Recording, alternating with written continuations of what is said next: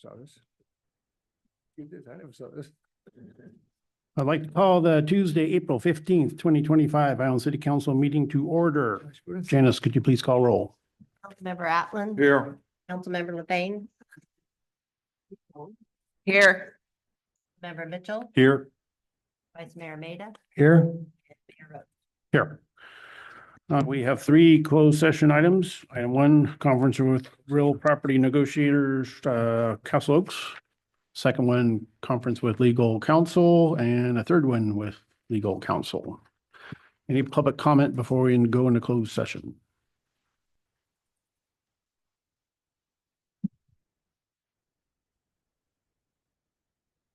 Elmer Rhodey, 621 Pleasant Valley Drive, Ione. Good afternoon.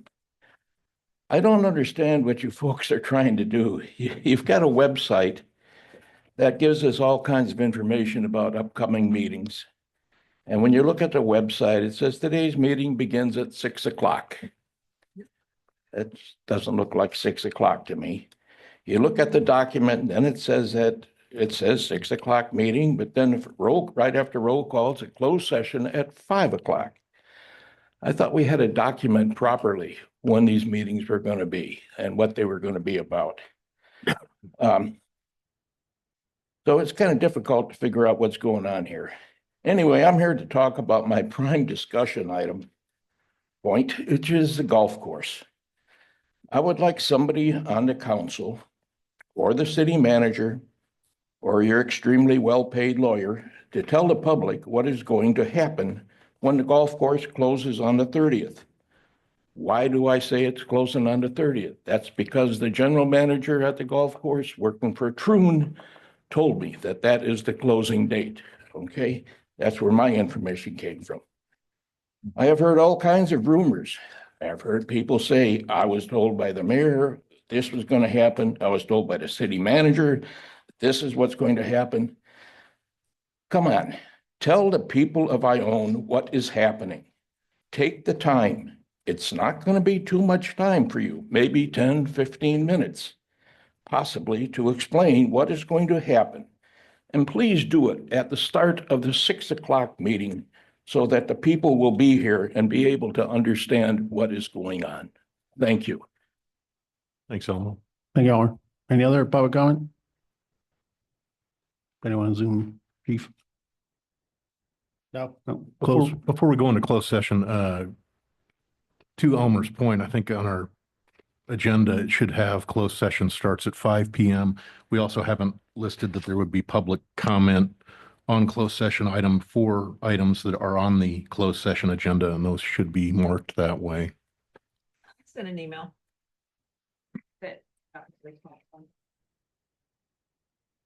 No due process in that notice.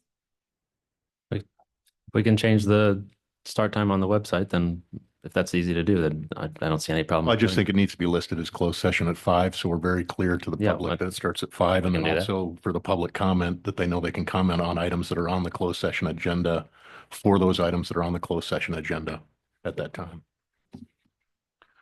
All right, we will go into closed session. I'll be removing myself from item 1 as I have property on the golf course.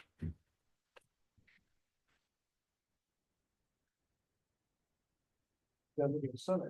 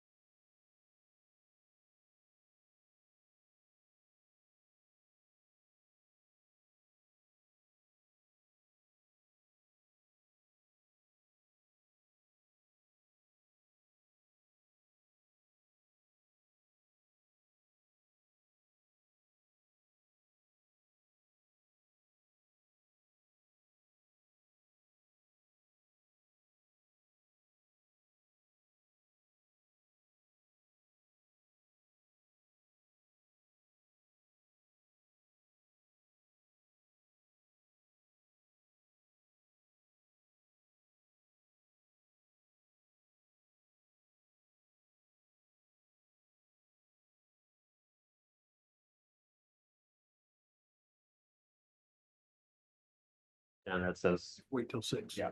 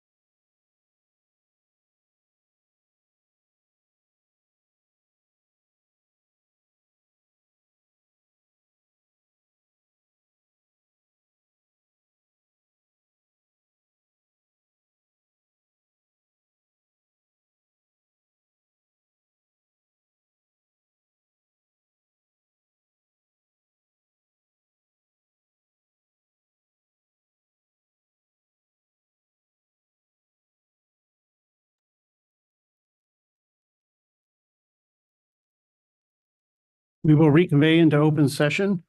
We're back from closed session. Will you report out legal counsel, please? In closed session, items B1 and B2 were discussed. Regarding B1, we are pleased to report that we believe that discussions with the Hahn Foundation are positive at the moment. The April 30th is a date that everyone has in mind. While previously there were discussions to maybe transfer the clubhouse to the city. Right now, the Hahn Foundation has indicated that it's willing to entertain offers from new owner operators directly. So we look forward to working with the Hahn Foundation on that process. And the council has further made it known that they will be available in the coming weeks to try to get a short-term agreement done with the Hahn Foundation to continue operations for a plan after April 30th while those discussions with new owner operators continue. So we hope to have further updates soon, but discussions with the Hahn Foundation are ongoing, and we think that we're in a good spot. So we hope we have good news to report soon. Regarding B2, nothing to report, direction given, and B3 has been adjourned to the end of the open session items. Thank you. Will you all join me for the Pledge of Allegiance?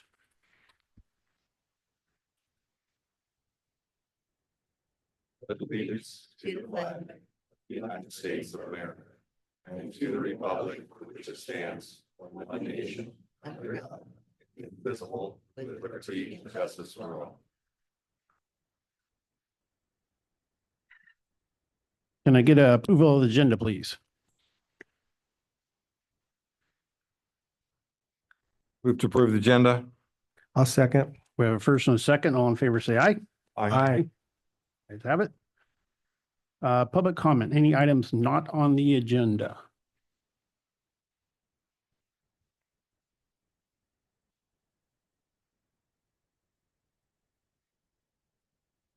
I see West Joseph's on the agenda, and I'd just like to mention that they, Waterman Road, we paid a little over $7,000 from this study I found out at the Planning Commission meeting.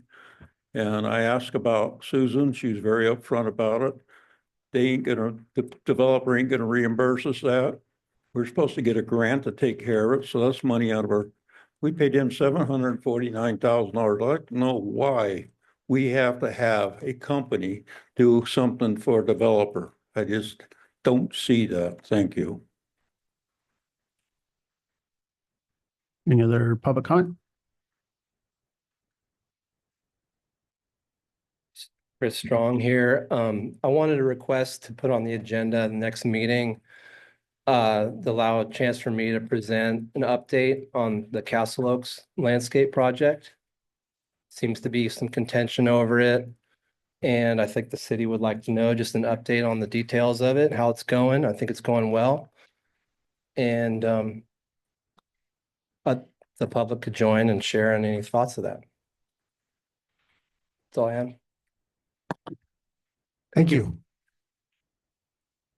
Any other public comment? Hey, good evening, Mayor, Council. I got a little list here and I got a bunch of hats, so I'm going to try to keep these things clear. First of all, on ARSA, I'm now on their board, kind of strangely enough on their side of the table there now. On Thursday, we're set to approve the Henderson Dam repair contract, so that will obviously directly affect Ione and how it manages the water once that project begins to kick off. So just to keep it on your radar.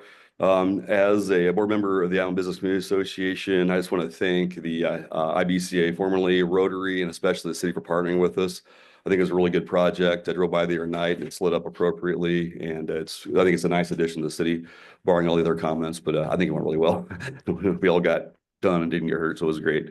Also, the Ione Business Community Association, we are having our first mixer since COVID at the Gold Country Pet Resort on Thursday night.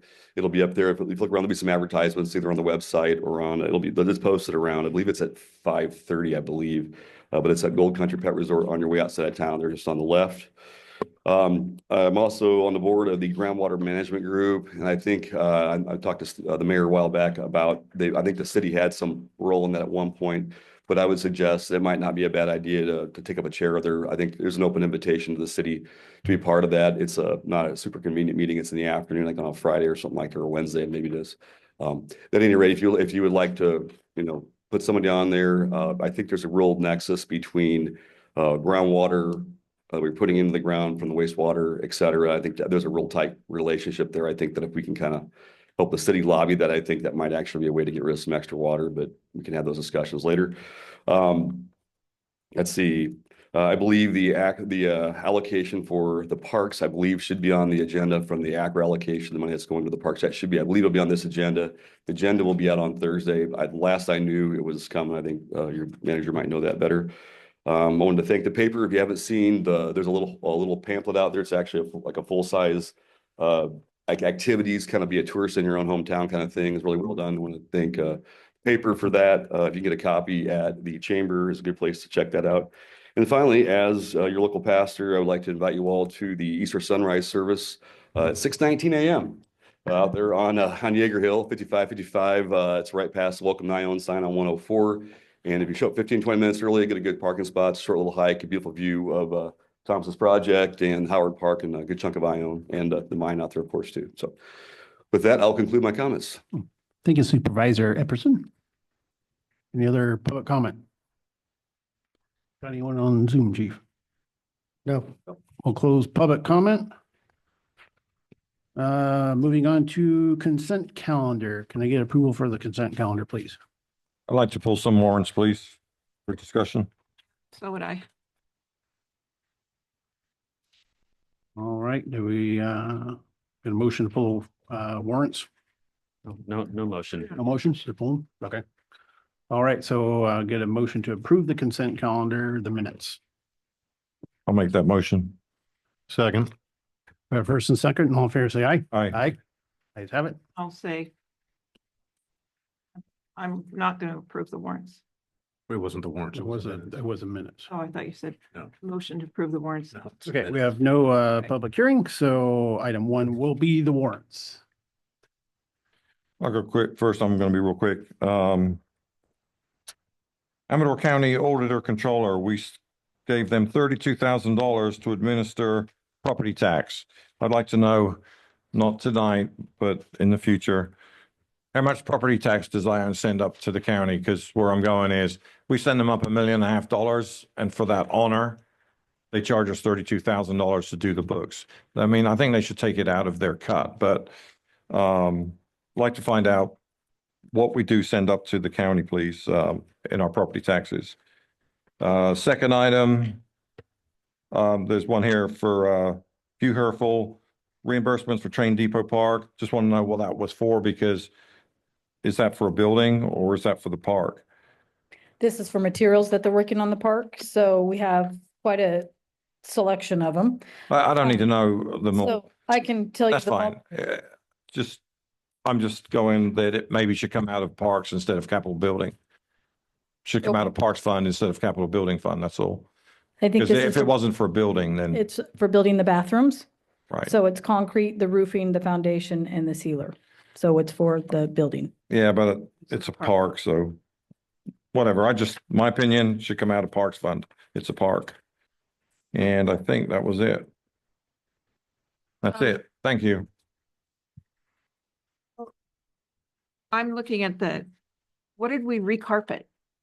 We haven't recarpeted anything yet. So the police department up front, which has holes like in the tile, we're looking at carpeting that so it matches the rest of City Hall, and then moving the recreation and building into that department.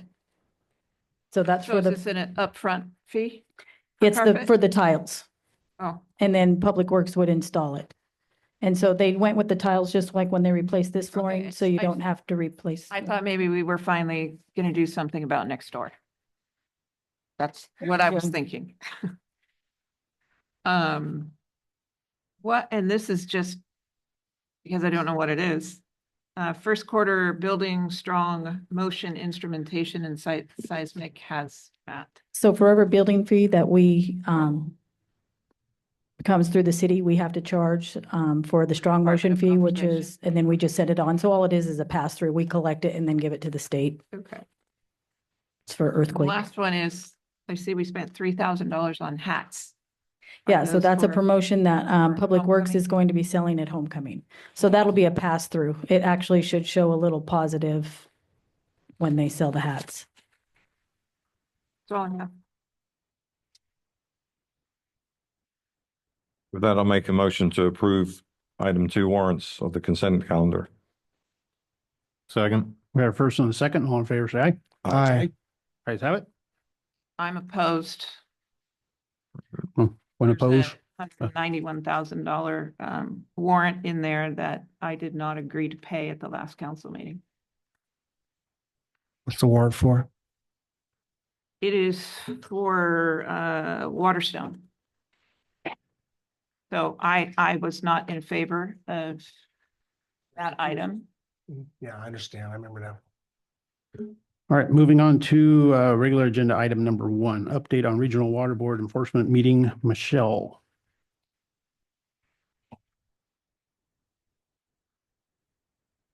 Thank you, Mayor Rhodes and council members. My name is Michelle Chester. I'm with the law firm Somack Simmons and Dunn. I serve as special counsel to the city on wastewater related matters. As you're aware, the State Water Resources Control Board issued a letter to the city in December of 2024 regarding noncompliance with Central Valley Regional Water Quality Control Board orders. That letter invites the city of Ione to engage in settlement negotiations to address the alleged violations of those regional board administrative orders regarding the secondary and tertiary wastewater treatment facilities. The city agreed to engage in settlement negotiations, and those are confidential. There are multiple purposes for maintaining confidentiality, but one key one is that it allows the city, the regional boards, and the state water board to be transparent in their communications regarding the subject matter.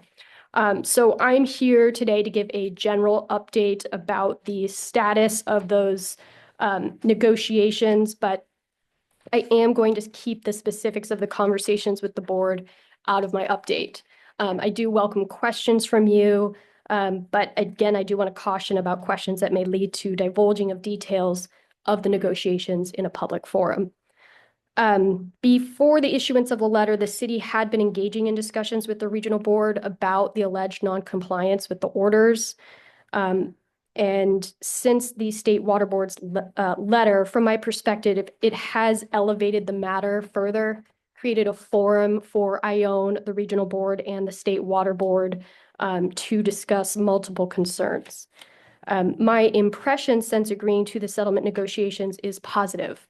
The city met with state and regional board representatives for an initial meeting in mid-February of this year, and we have remained in contact. We've discussed additional meetings as needed. I now also have a direct line of communication with the state water board attorneys who are knowledgeable about the matter specific to the city of Ione. When information is needed, I've had quick and helpful responses from the city manager, the facility operator, as well as West Yos to provide information and respond to the board's questions. I can't speak for the state water board, but my impression has been that these quick and substantive responses, as well as providing regular updates, are appreciated, and I'm going to continue with that approach. At this stage, I'm supporting tracking of the status of regulatory reports that are due to the regional board, which are intended to address allegations raised in the enforcement letter. There are broader planning discussions underway regarding the capacity of and demands on the treatment facility in the system and their interconnection with other entities, which are also being overseen by the regional water board. It's my opinion that these efforts are informative to and necessary for Ione's response to and cooperation with the regional board. At this stage, I'll continue to participate in the settlement negotiations and provide updates as needed to the council. Thank you. Thank you, Michelle. Any questions from council? No, thank you, Michelle. Thank It's you. nice to meet you today. Public comment, any public comment on this?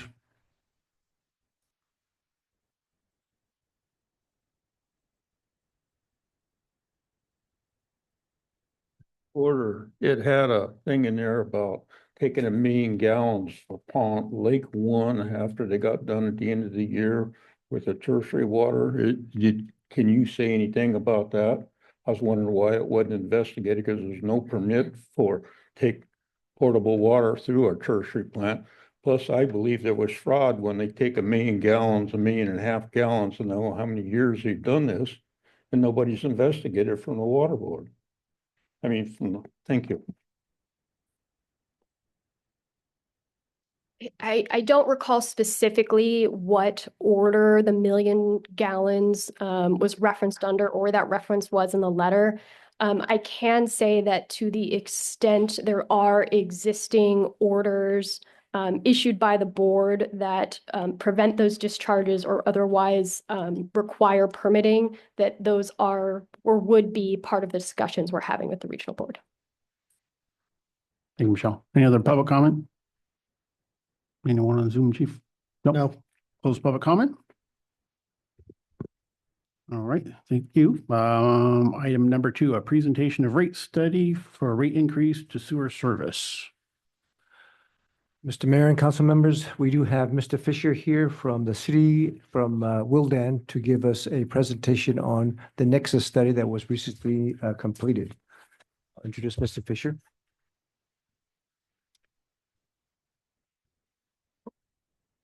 Good evening, Mayor, members of the City Council. Chris Fisher with Wildan Financial Services. I, along with my colleague Michael Cronin, have been working together with the city for, I guess, probably 9 months now, going through the process of completing this rate study and getting to the point tonight to present the results of that, along with the recommendations and moving forward. So I'll go through the presentation here, kind of describe the process we went through and outline the results, and then talk at the end about next steps, and obviously have time for questions. Next slide, please.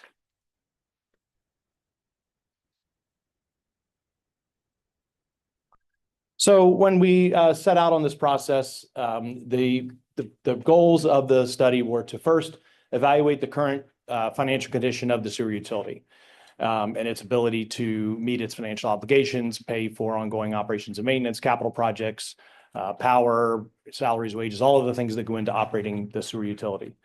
Then we also developed a 5-year financial plan. So once we understood the current financial condition of the utility, we developed a 5-year plan to look forward and evaluate the ability to provide funding for all of those costs as they go through the 5-year projection period. So looking at all of the operating costs, the maintenance costs, capital projects over the next 5 years, repayment of any outstanding debt, and any other costs that are projected over the next 5-year period. We did include in that 5-year financial plan funding for capital projects as they were identified in the city's capital improvement plan.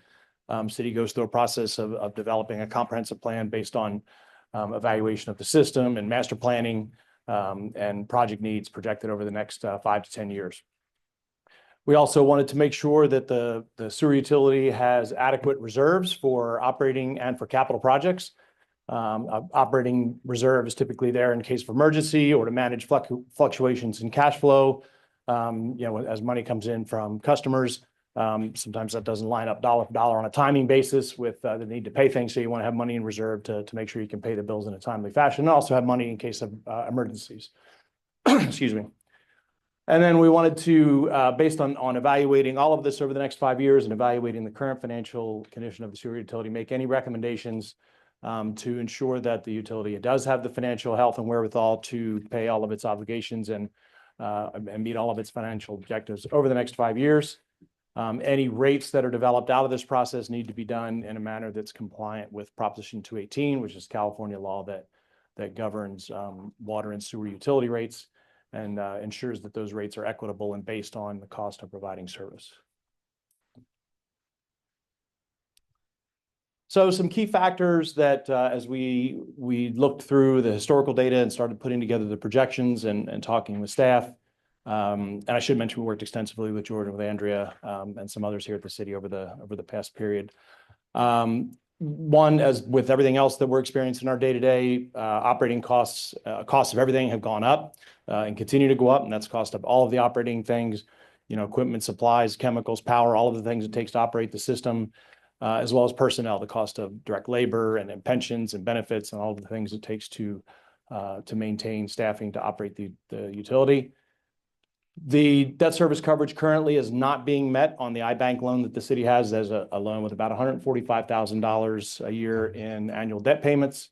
And there's a requirement to maintain 1.1 times that amount. So for every dollar in debt service, you have to maintain $1.10 in net results after you deduct your expenses from your revenue. So in that net result, you have to have at least $1.10 for every dollar of debt service.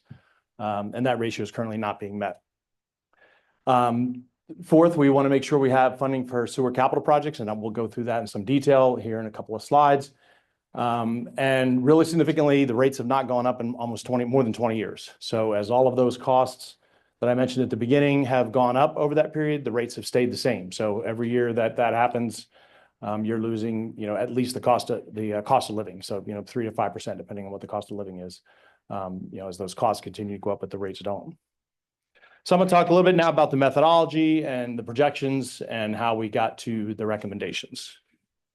So the first process we need to go through is the kind of represented by the light blue boxes at the top of the graph there, and that's to evaluate the current financial condition of the utility. And so we take a look back at historical customer data, the usage of customers, the patterns of usage.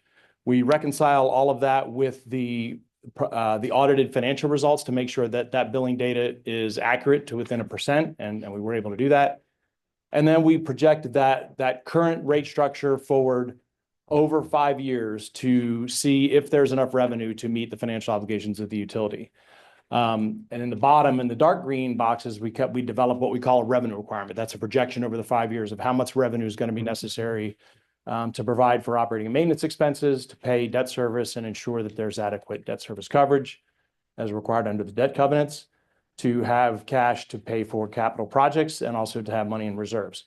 So if there's a difference between the result of those dark green boxes and the result of the light blue boxes, meaning that the dark green is more than the light blue, meaning there's more revenue needed than we're able to generate with the current rates, we have to make recommendations to adjust the rates going forward to make sure we're able to have enough revenue. So in this case, if you go to the next slide, kind of the result of the evaluation of the status quo, I kind of broke it down into 3 parts here. You see on the top, the largest graph that goes all the way across shows the dark blue bars representing revenues, the light blue bars representing expenditures, and the solid black line representing the net result. So you see in every year, beginning with the current fiscal year, we're not generating enough revenue to cover expenditures on either an operating basis, or when you include capital expenses, then it's even the difference is even bigger. But that's just on an operating basis up top. So every year, the projection period, the 5 years, the expenditures are more than revenues. And so you see that solid black line going down, which is that net result line. It's less than 0 and gets worse over the 5-year period. The bottom left, not really quadrant third, I guess, is a graphic that shows the number of days of operating and maintenance costs that are held in cash reserve. So the typical measure of a metric or a policy objective for maintaining reserves is number of days of operating and maintenance. So you take the annual operating and maintenance budget divided by 365 and you get 1 day. So the city has an objective of maintaining 180 days. That's what that solid black line represents. That's the goal, to have essentially 6 months of operating costs in reserve. And you'll see that we start out in the first year just above that. And then by the second year, we're at that. By the third year, we're almost at 0. And in the 4th and 5th years, we're in deficit in terms of cash reserves. And then finally, on the bottom right, you see the debt service coverage evaluation. So the black line is the minimum as required by the debt covenant.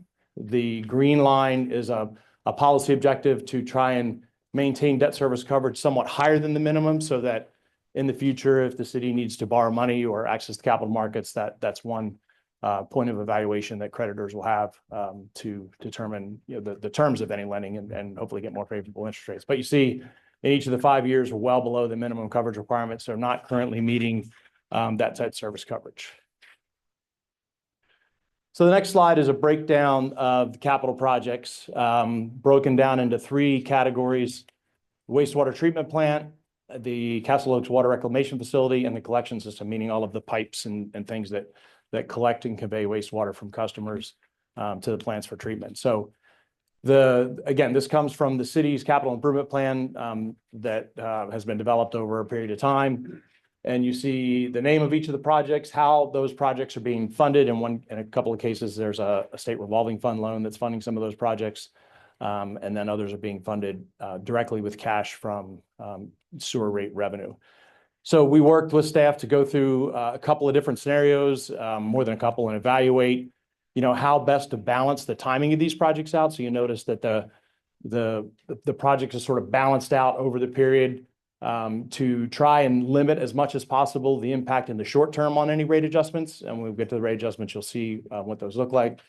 And have some of those projects pushed out into the second and third year and even out into the fourth and fifth year. So that's the capital plan. The next slide shows the resulting recommendations to adjust rates to ensure we're able to provide enough revenue for all of the things that I described earlier. So the current charge is broken down into an operating and maintenance charge and a capital charge, and you see the existing amount there, a little over $40 for the two combined. And then you see the recommendations for the rates, the change to both the O&M charge and the capital charge going forward over the next 5 years. And we'll break that down into a little bit more detail here on the following slides. So here is a more specific breakdown showing the amount of the change over the 5-year period. So you see the biggest change clearly is in the first year, and that really is just a factor of trying to make up for 20 years of not having any change or increase in rates. As I mentioned, every year the costs go up, the rates stay the same. That gap between how much you need and how much you have gets wider. And so the first year is to kind of get up to closer to where we need to be. And then the amount of the increases decrease over the 5-year period to the amount you see there in year 5. The next slide provides a kind of a comparison of where the city's rates are currently with some of the neighbors, as well as the overall average and where they would be after the recommendations. So you see the overall average is the solid black line. It's about $82.65 for all of the cities that were looked at in the comparison. And you see the green bar on the very left is the current rates. And then the green bar just about in the middle is the proposed rates. So still well below the average, but does go over a couple of the cities there, but still below the average and below the larger group to the right there. It's important to point out that all of these cities will likely go through increases every year. Most cities do increase rates every year, typically on a 5-year cycle of rate studies, and then 5-year schedules of rates are implemented, and then rates increase each year through those 5-year cycles. So this is just a one point in time look at the comparison here. So quickly want to revisit the same financial metrics that we looked at when we evaluated how the utility currently looks. So you see with these changes, these recommendations incorporated into the projections and into the analysis, the revenues each year now are enough to cover expenditures, and the net result black line stays positive. That's the top graph there. You see the number of days in cash reserve we're getting to and staying at right at the 180-day policy objective, city policy objective. And you see the debt service coverage on the bottom right. We are at exceeding the minimum and making it to the higher level policy objective, which is 1.5 times. Again, to just kind of demonstrate for anybody who is looking at the city's finances and credit worthiness that the position is strong. So next steps, go to the next slide. So this evening, we're just presenting the results and the recommendations, and obviously you have discussion and questions following the conclusion of my presentation.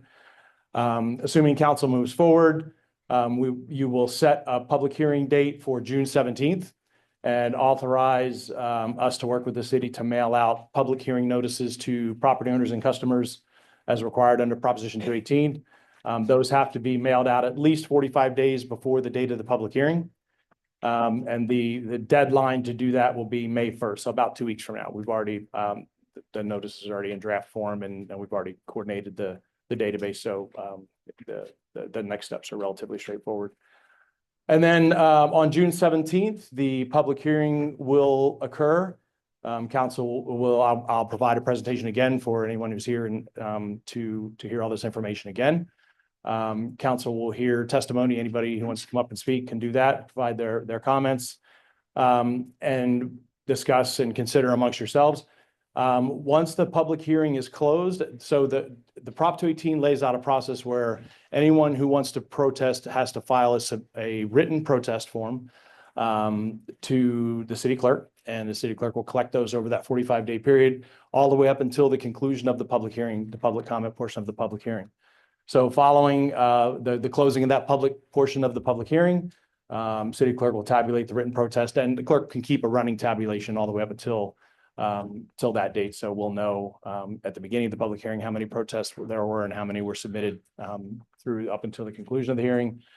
As long as there is not more than a majority, meaning 50% plus one, of written protests submitted in opposition to the rates, the council will have the discretion to move forward. You're not obligated to move forward. You'll have that discretion. If there is a written majority protest, then you can't take any further action. That the process stops. You can't override that protest.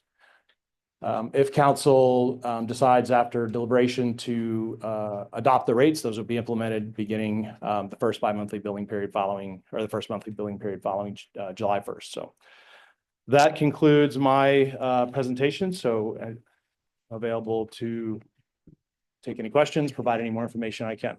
Thank you. Thank you. Any questions or comments from council? Well, thank you, Mr. Cronin.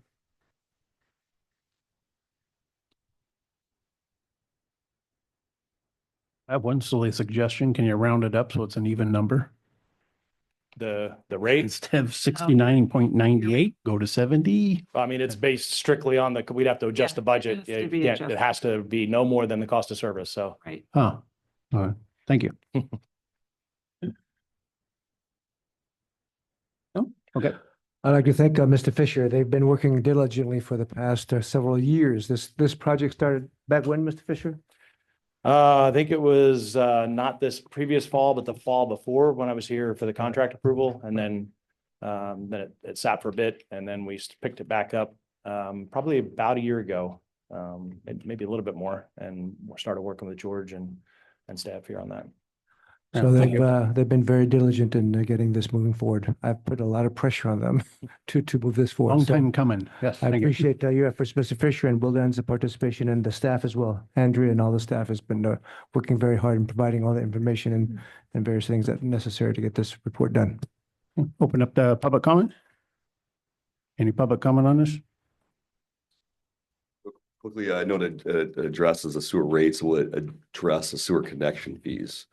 Is that forthcoming? I'm just out of curiosity. That's the difference. Yeah, just the rates. That's what we're- I was just wondering, there sound like a lot of financing debt. How much total outstanding debt is there in this? I guess it's in sewer department or There was just the iBank loan, and I can't remember what the principal balance, it's about 145,000 a year is the payment. a year? And that stays flat? It does stay, roughly, it goes up and down a few $1,000 a year. But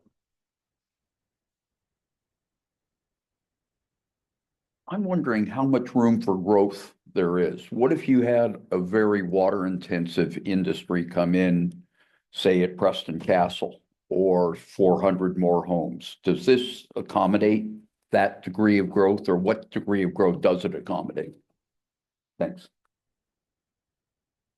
So we factored in, growth for anything that we know about. So we have some modest growth built in for residential customers. I don't think we incorporated any large new industry on it. We typically would only include something we know is certain, because if we include that growth and then it doesn't occur, then the revenue is going to fall short. So we typically include growth projections that we're reasonably certain are going to occur. And I don't think there was a provision for a large plant. That I'm not familiar with the one you described, sir, but I don't recall that in the analysis. I think you did include room for residential. Yes, yes, Other than that, there was nothing else. That's correct. Like you said, certain. right. Thank you. We got anyone on Zoom, chief? No. Oh, we got one more here. Gary Thomas.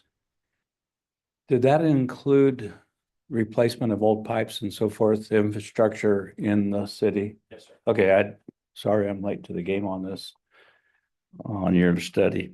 But It includes the Castle Oaks, what I would call the tertiary plant. You have some other fabricated name for it or something, some different name. Is that an interconnection? Because I don't believe right now that the city of Ione can send any wastewater over to the tertiary plant, or is that still, or is that now invalid? The interconnection is included as one of the projects. So we will be able to interconnect, and that charge will become a charge then or before then? Once, it would be after that. It would, but that was what I thought. It'd be after that interconnection. Thank you. Thank you, Gary. Any other public comment? Close public comment? All right, any action from us or? Mr. Fisher, are you asking that council set the public hearing date? It would, the motion would be to set the public hearing date for June 17th and authorization to staff to conduct the Proposition 218 process and mail required notices would be the motion. I'll make that motion. I'll second it. We have a first and a second. All in favor, say aye. Aye. Aye. Opposed? Ayes have it. Moving on to item 3, status report on tracer study for wastewater system. Justin.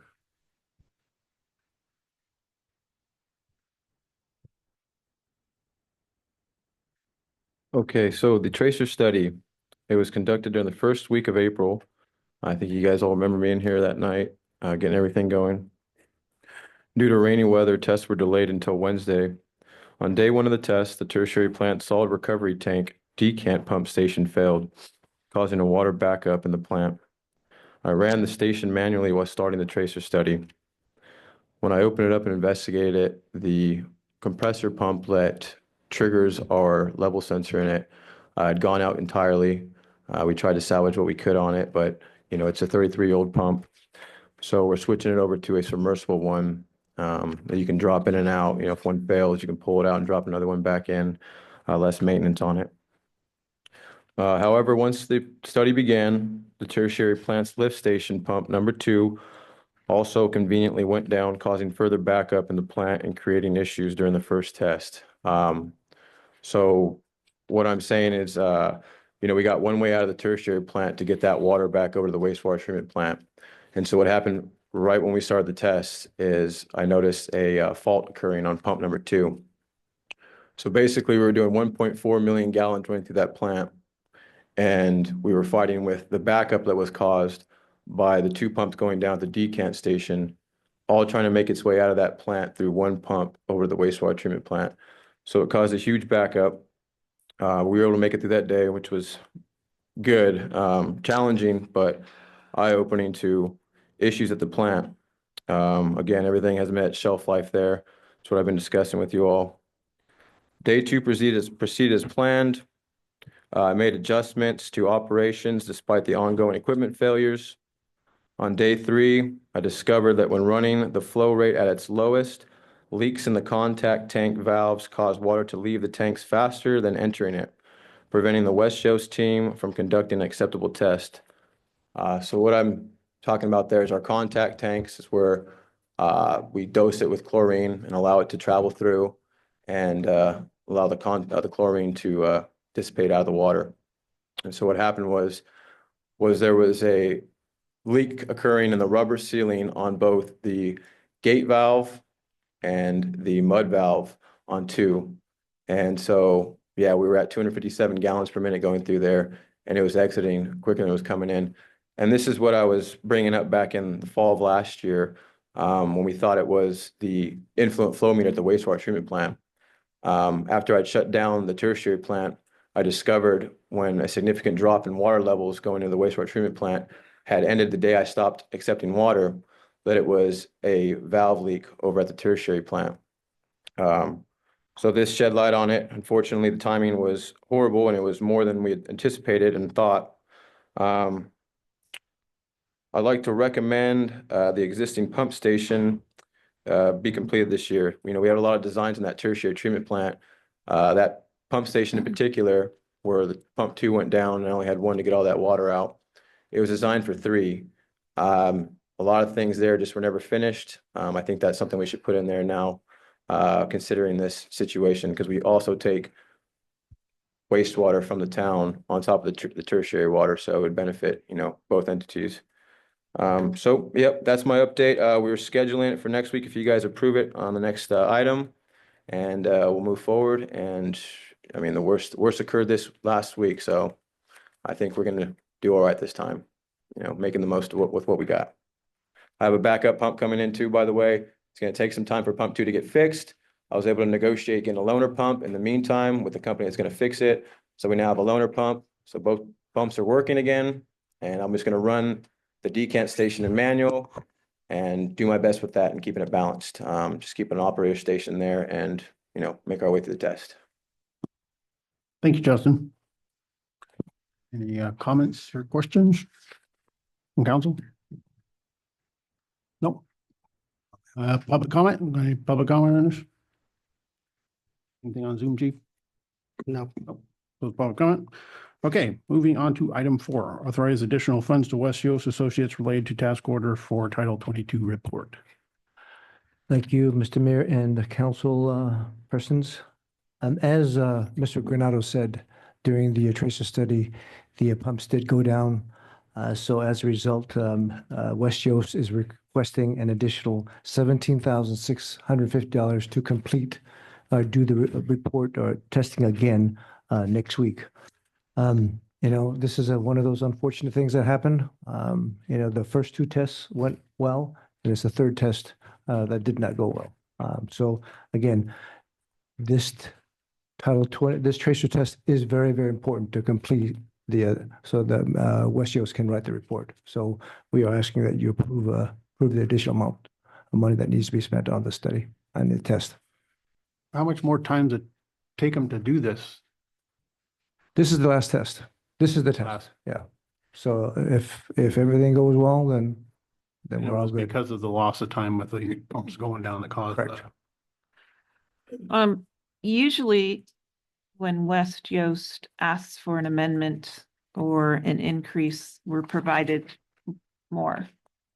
I don't think I've ever seen them ask for anything without backup. Well, this report Is was, she available? no, she was not available today.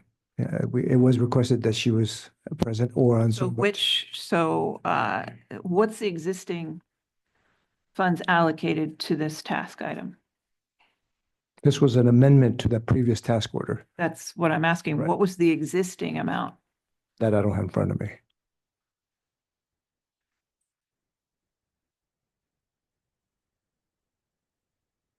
Sure. She had several task orders. I'm sure you tried to negotiate with her already. Oh, yes, I did. But we're kind of in a bind here. Right. So again, this, As we're already in. she knows that we have to get this test done. Right. So, So she didn't email you anything or? she emailed me, but it's part of the contract. I think from what I recall, it was a 5-day testing period that she charged for. She did three days, full No, days. I mean, normally when we amend her contract, we have something in front of us. No, I don't. So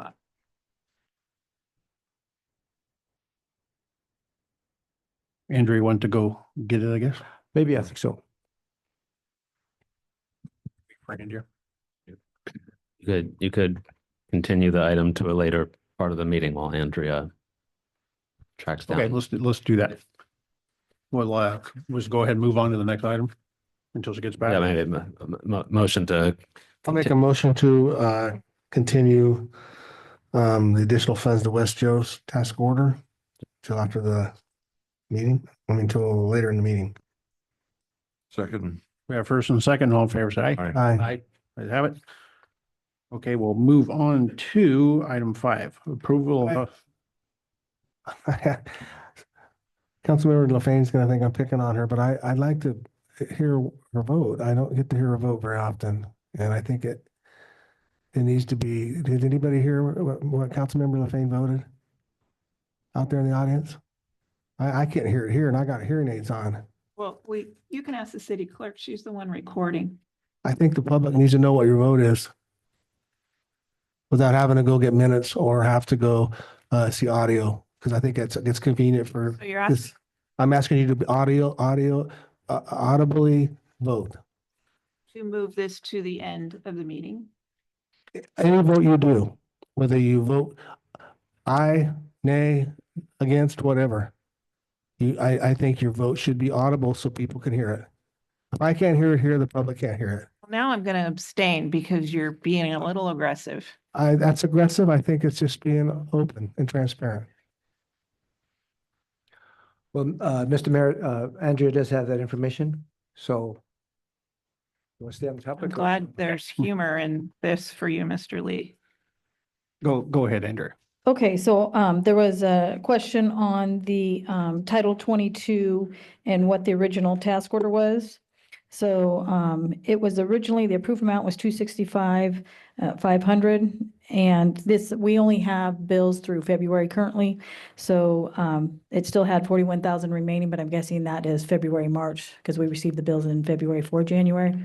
So that wouldn't include the February, March, or any April billing of the one they just did. Does that answer your question? Well, what was the total for the? The task order that I just gave you? 265,500. 265,500. So that one's going to increase by 17,600. Yeah.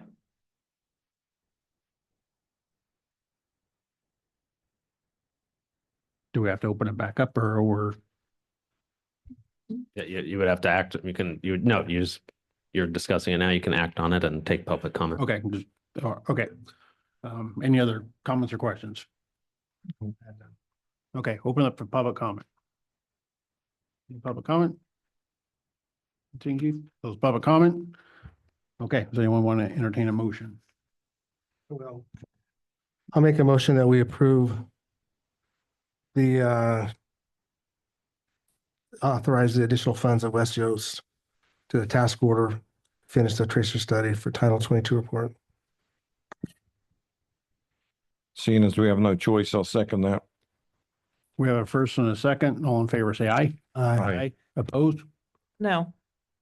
I'm what not now? going to continue to. Ayes have it. I can discuss my vote. Moving on to item 6. I am not. going Report from to staff and continue receive direction to from this approve investigator for censure request of monies. Councilmember Alison LaFane. Let her make her comments on the no. Yes. She's allowed to dissent. That's part of the council. That's So if part she of wants to give her a reason, she is allowed to give it. The mayor Yes. cannot cut her off. It just seems to be a practice lately that money's just going out the door with no supporting documentation. I mean, it's not like Catherine to not provide a report. So, I mean, the last presentation, we got an oral report. This one, we're just getting a staff report. So, I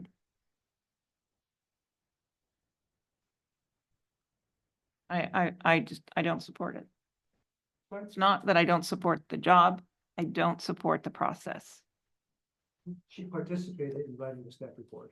Scribble mine out. There was some issue that she couldn't be present. That's fine. It's your- You're right, it is. And I don't need your feedback, but that's my vote. Okay, moving on to item 5. Approval and authorization to execute professional services agreement with RRM Design Group for Howard Park Master Plan, Asset and Capital Improvement Plan. Yes, Mr. Mayor and council persons, during the March 18th council meeting, council approved negotiating a contract with RRM for master plan services for Howard Park capital improvement projects. Staff has met with and completed negotiations with RRM. Attached is their contract. It has been reviewed by Mr. Verinsky for any errors or whatnot. And I ask you to approve it so we can move forward in developing the master plan. Okay, any council comments or questions?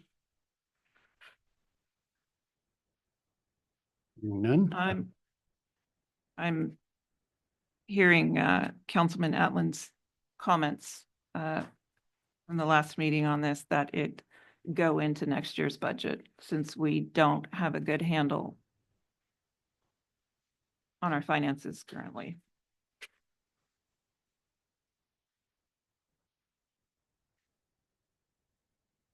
Any other comments? Open up to public comment. Any public comment on this? Anything on Zoom, chief? Close public comment. Want to make a motion?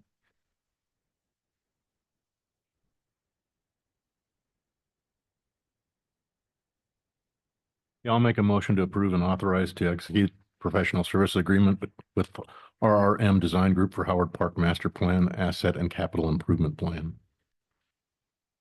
Do we have a second? I'll second. We have a first and a second. All in favor, say aye. Aye. Aye. Opposed? No. No. Ayes have it. 2 noes.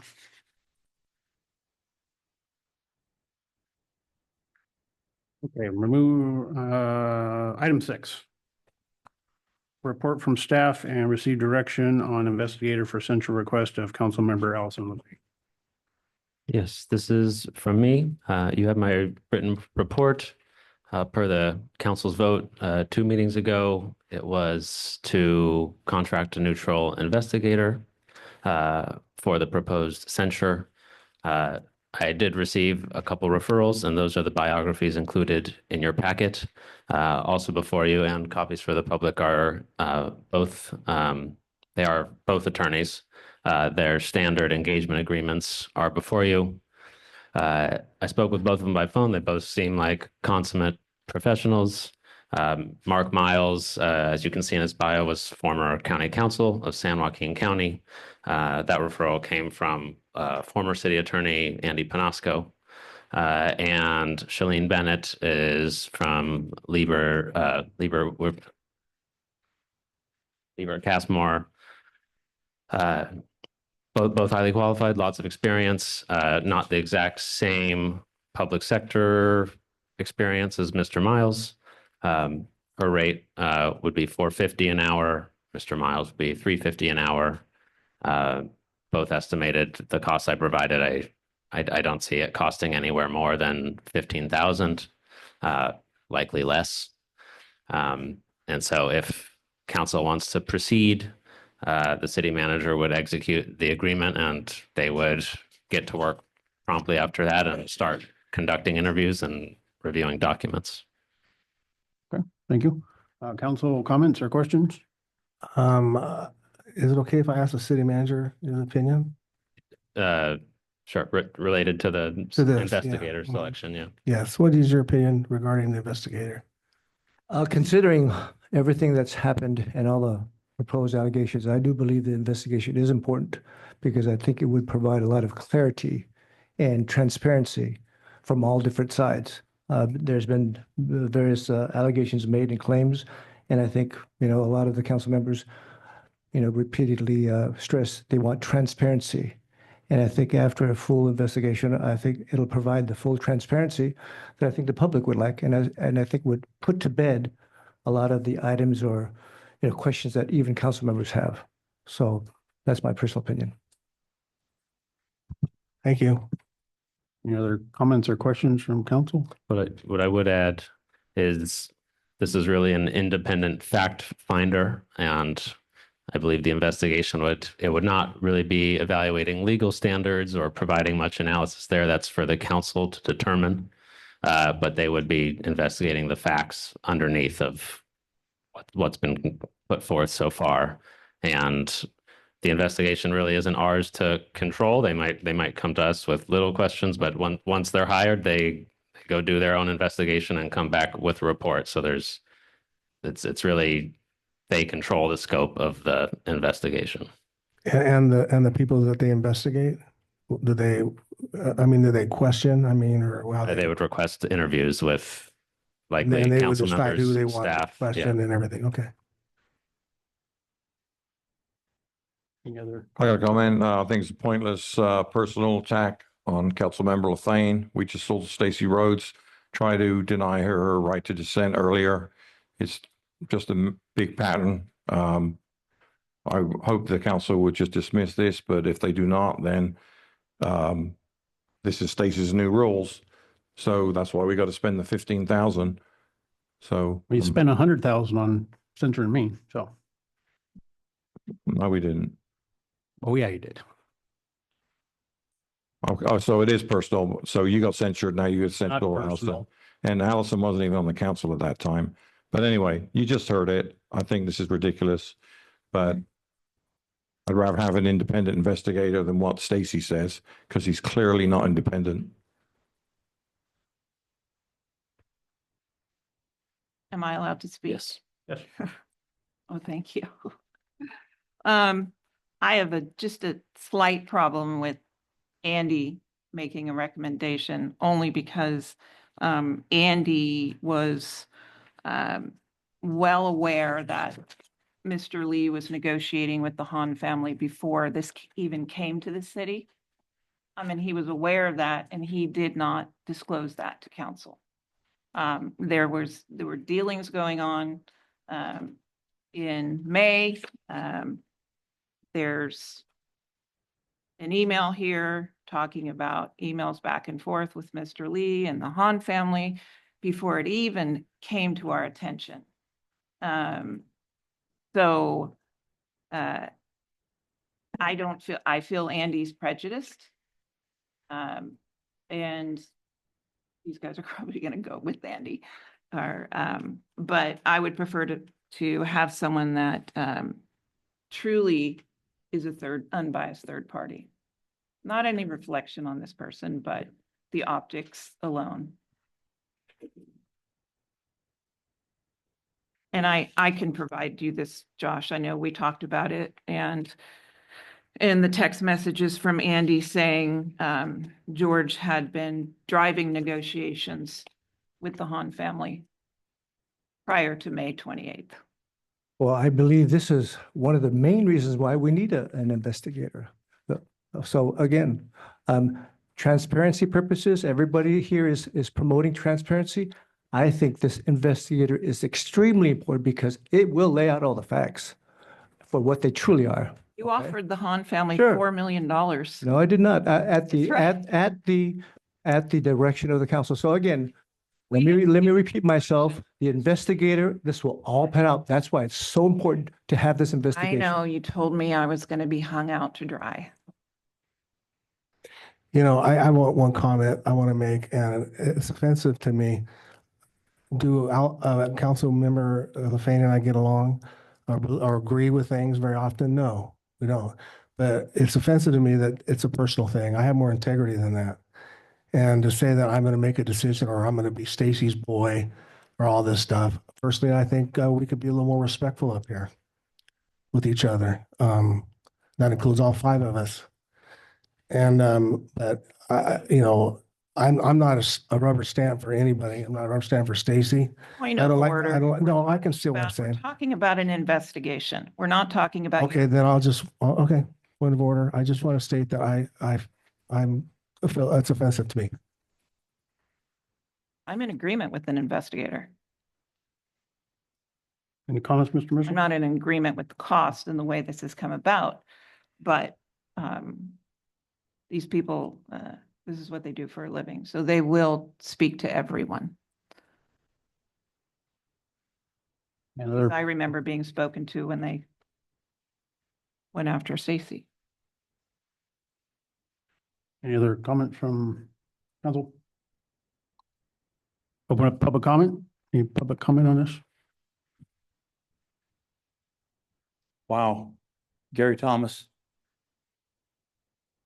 It's important that you guys get an investigator to uncover all the facts and so forth, because in some of the emails that I've seen with some people's names here on them, it truly looks as if somebody is trying to sabotage the efforts of the city council to get a fair deal on a clubhouse site. A clubhouse that is dearly needed in order to run a golf course and so forth. So I've been for eminent domain all the way and everything else, but I've sat on a lot of boards, a lot of commissions and everything else, and I just can't believe that from what I'm reading in some emails, that this effort would be going on around the council and so forth. So I highly believe that you guys need to hire an investigator to come down to the facts and so forth to see what's going on. And if what I'm reading is true, I would ask somebody to resign again immediately. Thank you. Thank you, Gary. Any other public comment? Hello, Marcia Edick. I know that this person has been referred to as an investigator, and yet what I've heard is they're not really investigators at all. They're actually attorneys licensed by the State Bar of California. An investigator is someone like me. I'm a private investigator, licensed for 24 years. Not suggesting that I do this, and I wouldn't touch it anyway. Investigators charge far less than attorneys, and what makes an attorney more qualified to conduct an investigation at $350 or $400 an hour, as opposed to a private investigator somewhere between $100 and $150 an hour? If you're going to push forward on this insanity and this gross waste of money, regardless of what the end results are, why don't you look into hiring someone who is qualified as an investigator, who conducts interviews for a cost savings to the city? Okay? We don't have a boatload of money to spend. Okay? Right? Aren't we in dire financial straits? We heard it at the last meeting. And here we are talking about hiring an attorney as opposed to an investigator at nearly 3 times the hourly rate. Thank you. Any other public comment? We got anyone on I have Zoom? 2 on Zoom. Got 2 on Zoom? Okay.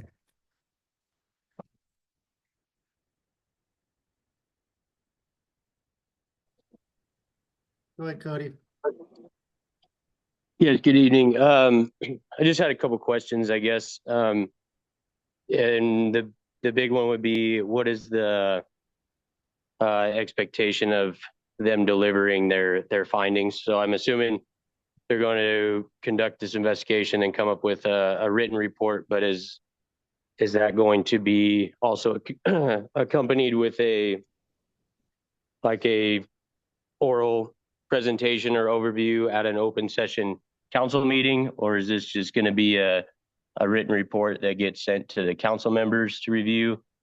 And then my next question is, what legal requirements bind anybody to cooperate with the investigation? So if these are just attorneys, and I believe nobody's going to be under oath when they're, and I believe participation would be voluntary. So I guess those would be my big questions: is how are we going to receive the findings, and what if somebody just refuses to cooperate? Is there any penalty for that?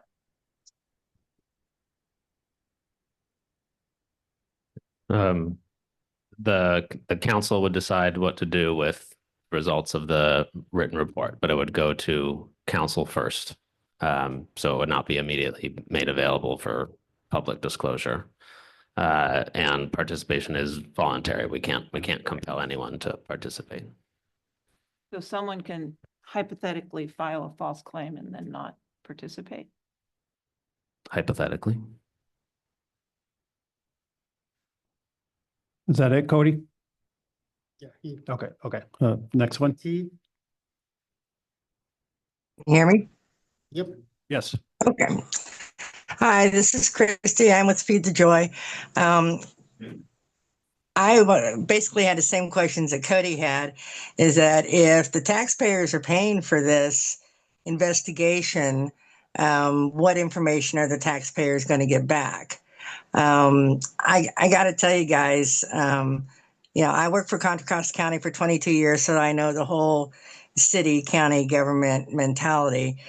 But truly, I've not ever seen anything like this. And if you guys need someone to take you out back and let you guys beat each other up in the grass in the park that we just paid a bunch of money for tables for, I'll be glad to go out there with you. Chief Alfred is right there. He'll take care of it, making sure nobody kills each other. But this has got to stop. You're not doing anything for the city. The city council is not, the number one requirement for city council is not ego. It's to help the public. And I'm really not seeing it. So if you need help, the community is here to help you, but we're not here to babysit. And so I really, really, really hope you guys get this thing resolved. And if not, Mr. Lee and Mr. Attorney, if there's a way to say, okay, everybody's gone, put in an interim council. Is that what we need? I don't know. If you guys need help, reach out. That's all I got to say. All right, thank you. Thank you. No one want to make a recommendation? Yeah, I'd like to recommend what the speaker said and hire an investigator. Look, we had an investigator before, wasn't an attorney. I think that's a good idea. This thing can wait 2 more weeks. We already made a vote last meeting. We voted to hire an investigator. That's what we voted on. Yeah, but I think you're saying that you want a private investigator. If it's, I'm for hiring one of these 2 people. Is it motion time? Well, my problem is, no offense, attorneys like discord. Sorry, Josh. That's how they make their money. Investigators don't make money off of people's emotions, but attorneys do. Sorry. I do not like Discord. Well, you're in the wrong place. Yeah, you're right. Well, I want to make a motion to hire an investigator, and I'm trying to find, Andy's pick. Right on there the, you go, disrespect me again. Go with the lady. I know. Second, What's his name? Shelley. We would need, Mr. James Mark Miles is my pick. That's my recommend. I nominate. I'll make a nomination to hire Shelley. Can't find her name. The other person. I make a motion for James. James. Sorry, who? Well, we need a second. We have 2 motions on the table, one for Mr. Miles, one for Miss Bennett. So we would need a second on one of the. I'll make my second on James. So we have a first and a second. All in favor, say aye. On Mark. Second on Mark. So I'm looking at the wrong thing. Yeah, on mine. Do you want to just, since So we it's have- not the mayor, we have a second from Mr. Mitchell on Mr. Miles. Yeah, Okay. or he did. First motion, does that matter? A second. Second one. Well, if his motion didn't get a second. Okay, we have a first and a second. All in favor, say aye. Aye. Opposed? No. Ayes have it. I didn't hear what else, Well, Councilmember Lefane. give me, She can't vote on it. Oh, I thought she said earlier she would. Okay, moving on to last item 7, appointment of Commissioner and Park and Rec. Commissioner to Parks and Rec Commission to fill vacancy. Expired through September 2025. Passes. And we go.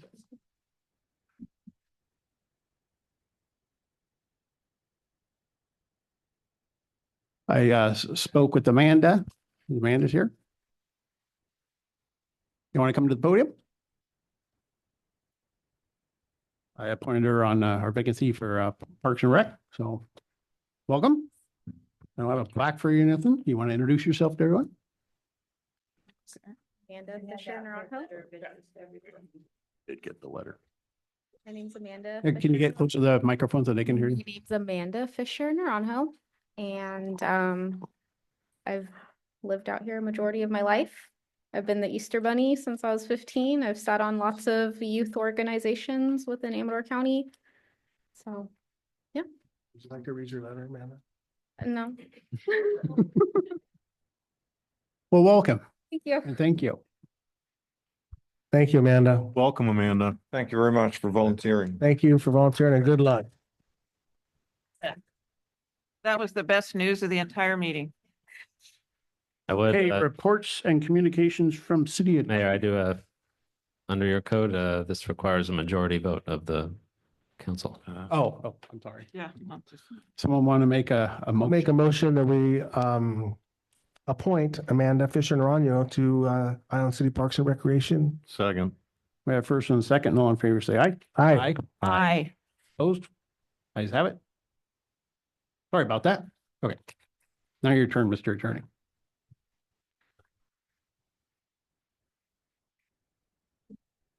Nothing for me? Okay. Reports and communications from city manager. Thank you, Mr. Mayor, council members. A couple things. I wanted to report the interest income that the city of Ione has received for the past 2 months. For the month of March, the city of Ione received $45,128 in interest income. From February, they received $41,434 for the month of February. At the last water agency meeting on April 16th, no, I'm sorry, 10th, the Amador Water Agency did grant the grant for the Picnic Hill Water Conservation Project. So that's very good news for Ione and the Picnic Hill. And so we'll be moving forward on that as soon as possible. Finally, just one thing that I've been asked to bring up by members of the IBCA and Iron Rotary. A council member on social media did post that the lights that were recently installed at Howard Park cost the city $60,000. And I wanted to correct the amount and actually report to the members of the public, in fact, how much the light project did cost for Howard Park. I wanted to commend the IBCA, the Rotary, Picnic Hill Association, all the people who work very, very hard on a regular basis, donate their time, energy, and passion to get things done for the city.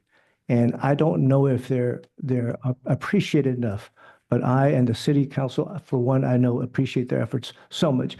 But Andrea has an exact cost breakdown of what those light projects cost us at Howard Park. Andrea?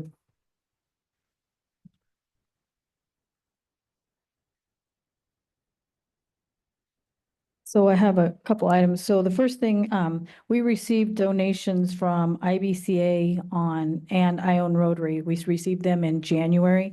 And then we had the Feroce lights come out for $40,276. So our total donations were $40,000. The bill we paid for $43,276. We had additional supplies of cement that was paid for at Meeks of $1,000. So the total cost that the city paid was $4,300.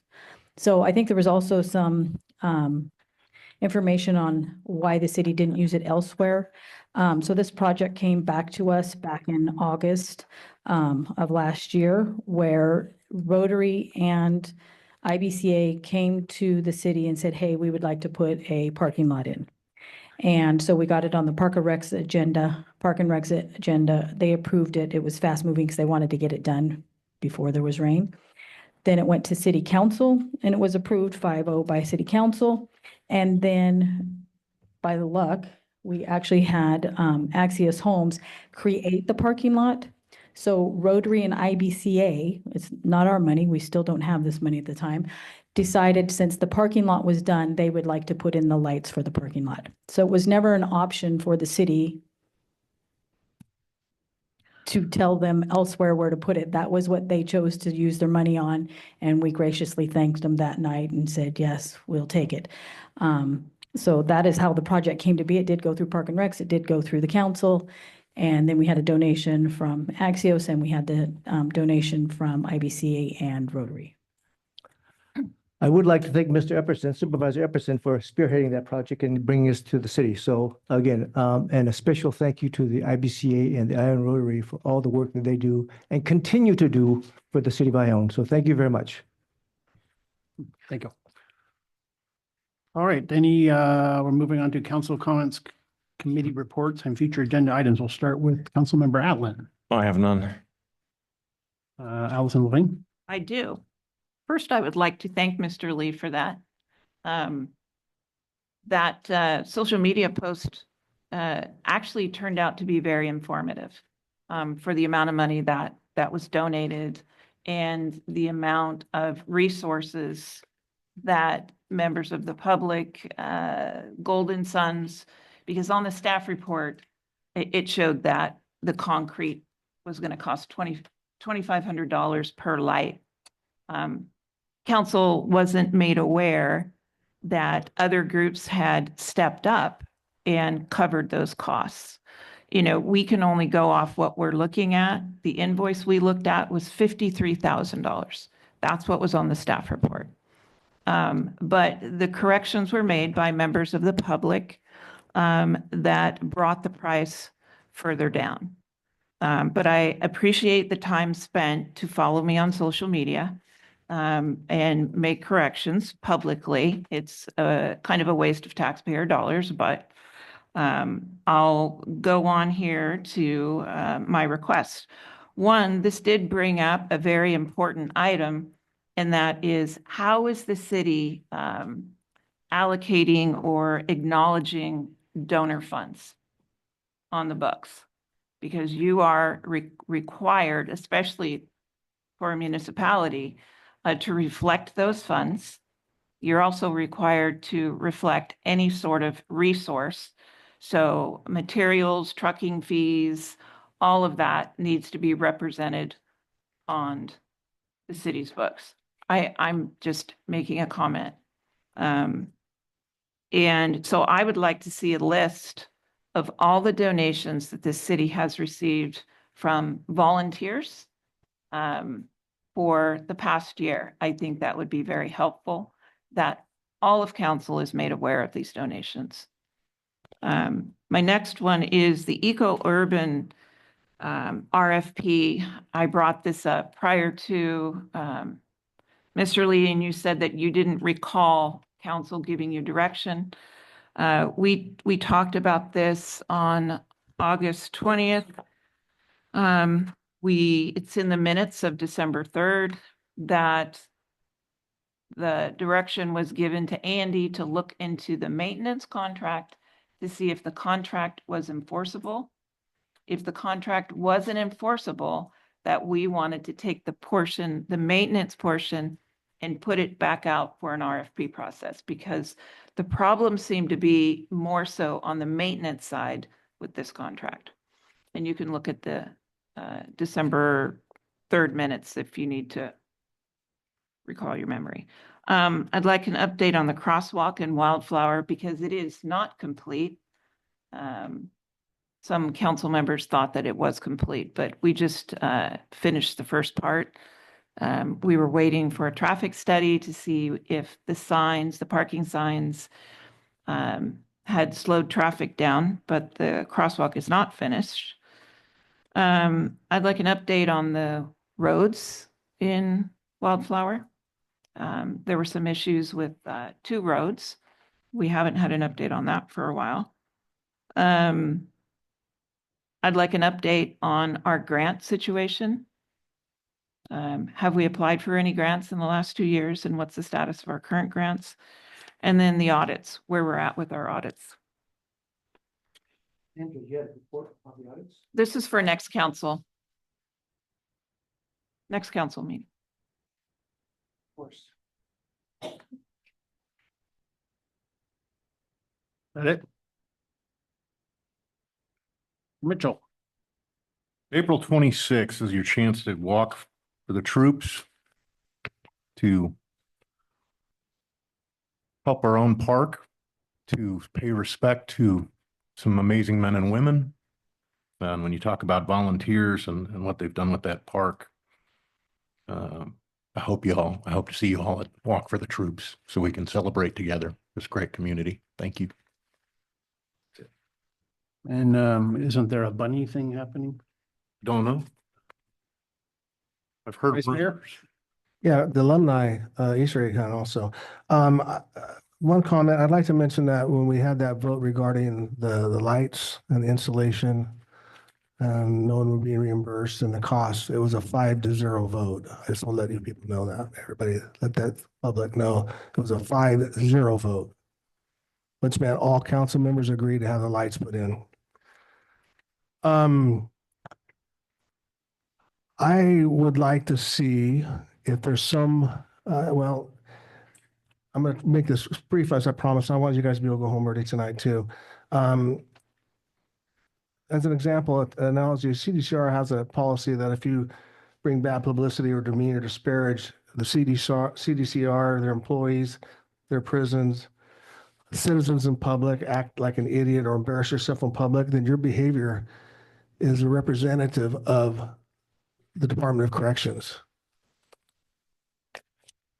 It could be cause for loss of pay, disciplinary action, even termination. And I think all members of the council and all staff should be held to some certain sort of accountability. And I'm talking, and I'm going on the social media kick. I think there should be protocols that we have to be. I want to see something put on the agenda that we discuss protocols for social media for staff members and all council members, police department. I know their police department, I only have to mention them, they're held to the highest standard possible. And they do it well. I'm very, very proud to call them our police department. So that's why I'd like to be on our agenda. I will say this was on last year's agenda towards the end of the year, and you can reference back. Andy Panasco brought it to council, and there were First Amendment rights that he brought up, and that was the reason that we didn't move forward on it. But there is quite a bit of information for you to see. Okay, I just have one thing. Can we put on the next agenda to get the ball rolling again on, or continuing the sewer lateral connections that we talked about? What'd you like done? Well, we started to put it back to where we can go from the property line so that the landowners no longer have to go out and rip up city streets and highways. The last instruction was to get from Coastland, I believe that they did the study in terms of all the different areas. Yes. Like me to bring that back? We have that. Okay. It's a map behind you. Might be a little. And that's all I have. I move to adjourn. Oh, Uh, is your We're turn? going back to closed. No, Oh, we yeah, still have a one- couple closed session items. One more. That's it's worth a shot. Thank you all for coming tonight. Please get home early for a change. We're going to proceed back into closed session.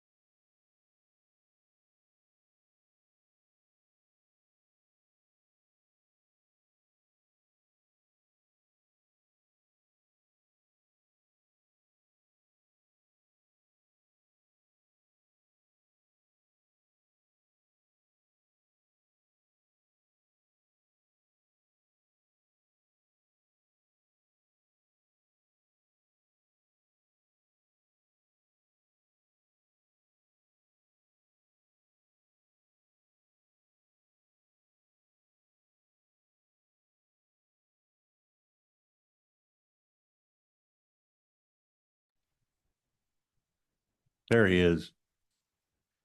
You're live. We're back from closed session. We're almost back. Give him 5, 4, 3, 2. Oh, there he is. There's nothing to report. Would someone like to make a? I make a motion to adjourn. Second. First, second, all in favor, say aye. Aye. Ayes have it. Good night. All righty. Have a good Easter, everybody. Good Easter, folks. Folks. See you in my money.